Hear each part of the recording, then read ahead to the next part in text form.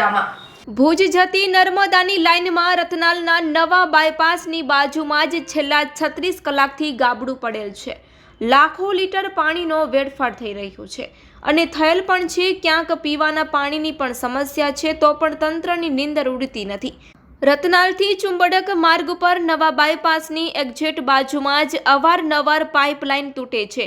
આજુબાજુ રહેણાંક વિસ્તાર છે, ગૌશાળા છે, ત્યાં રોજ પાણી ભરવાથી માખી મચ્છરનો ખૂબ ઉપદ્રવ રહે છે અને રહેણાંક વિસ્તાર તેમજ ચંદિયા રોડના વાહનોને અવરજવરમાં મુશ્કેલી રહે છે અને કાયમ પાણી ભરવાના કારણે રસ્તાની પણ હાલત ખરાબ થઈ ગઈ છે અને કાયમ રસ્તામાં તેમજ આજુબાજુમાં પાણી ભરાવાથી મોટી મુશ્કેલી સર્જાય છે।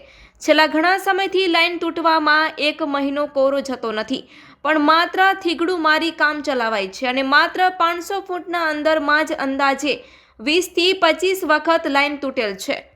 તો માત્ર 500 ફૂટ લાઇન બદલાવવામાં આવે તો કોઈ સમસ્યા ન થાય તેમ છે, પરંતુ આજ સુધી માત્ર થીગડા મારી અને કામ ચલાવાય છે। માટે હવે આ 500 ફૂટ માત્ર પાઇપ બદલી નાખવામાં આવે તો સમસ્યાનો અંત આવી શકે તેમ છે। માટે તાત્કાલિક લાઇન નવી નાખી સમસ્યાનો અંત લાવવામાં આવે તેવી લોકમાંગ ઉઠી છે।